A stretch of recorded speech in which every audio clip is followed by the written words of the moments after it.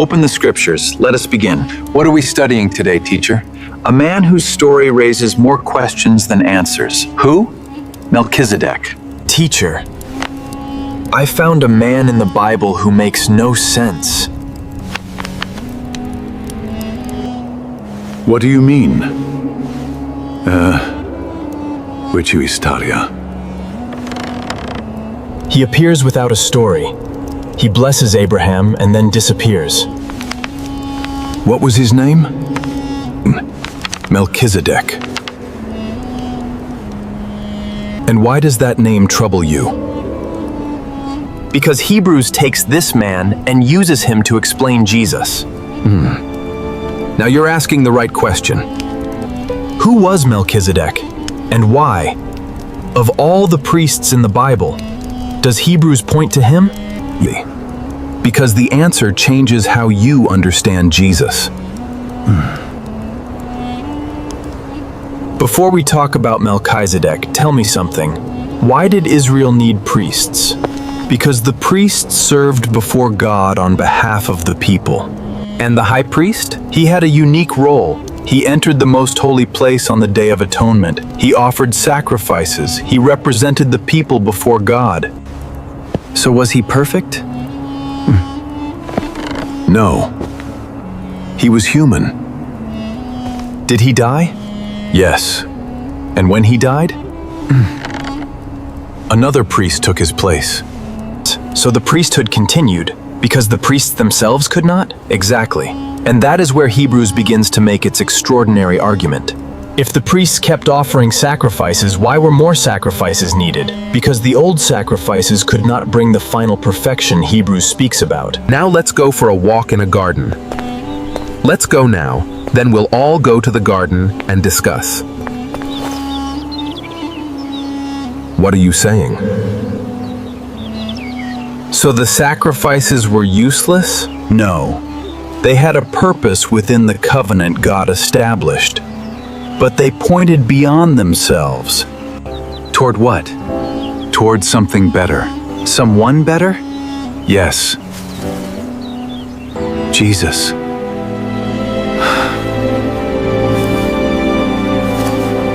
Jesus. Who are you? I am Melchizedek, King of Salem, priest of God Most High, a king. And a priest? Yes. Then bless me. Blessed be Abram by God Most High, possessor of heaven and earth. And blessed be God Most High, who has delivered my enemies into my hand. And then Abraham gave him a tenth. And then Abraham gave him a tenth? Yes. And that's all Genesis tells us? No. That is essentially the recorded encounter. No childhood, no detailed genealogy, no biography, no recorded story of his death. Correct. Then why does Hebrews bring him back? Because sometimes what Scripture says about a person and what Scripture does not record about that person can both become important to the argument. But Jesus wasn't a Levite. He wasn't descended from Aaron. So how could Jesus be a priest? That is the mystery. Then where does Hebrews get the answer? From Psalm 110. What does it say? You are a priest forever, according to the order of Melchizedek. Forever? Forever. Not until another priest replaces him? No. Not for one generation? No. Then Hebrews applies that to Jesus?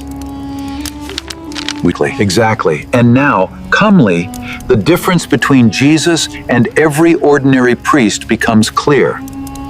Every priest eventually died. Yes. But Jesus? He lives forever. Every priest needed another priest after him. Jesus doesn't. Why? because his priesthood is permanent. Yeah. So when Hebrews says, "You are a priest forever," it means his priesthood does not come to an end. Exactly. Then this is bigger than Melchizedek. Much bigger. Melchizedek is the pattern, Christ is the fulfillment, and Hebrews is explaining. But every priest needed a sacrifice. What did Jesus offer? Himself. Why? Because Jesus was not merely another priest standing beside another sacrifice. So the priest and the sacrifice meet in one person? That is the extraordinary claim of Hebrews. And he only did it once? Yes. Not year after year? No. Not sacrifice after sacrifice? No. Once? Once. And Hebrews says, "By one offering he has perfected forever those who are being sanctified." Yes. But there's something I still don't understand. If Jesus is the Son of God, how can he understand people like us? Because Hebrews says he was tempted in every respect as we are, yet without sin. So he knows suffering, pain, Yes. rejection, Yes. temptation. Yes. Then when someone comes to him broken, he isn't looking at human suffering from a distance. No. He understands. Then the cross wasn't just another death? No.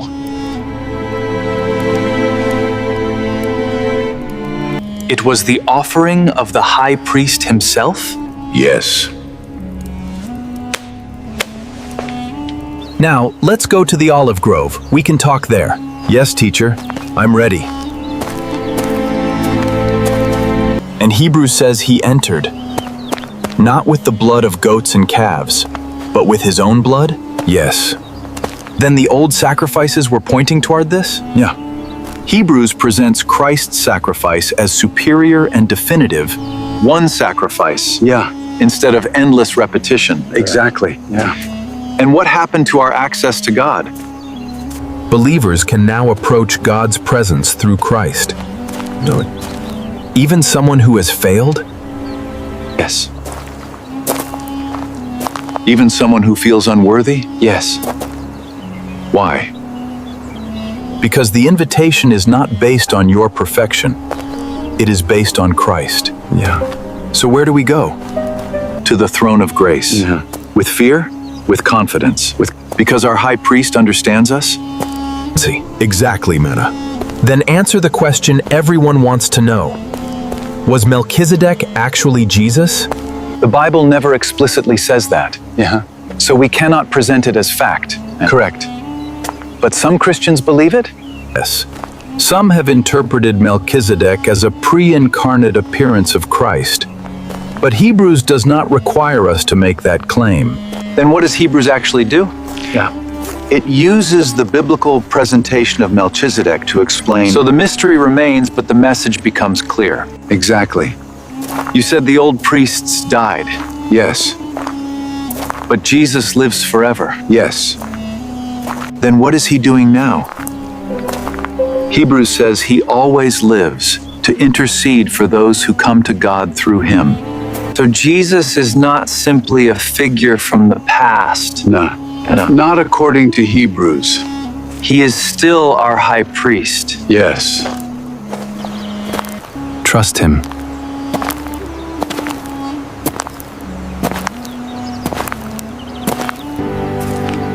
And I will not turn back.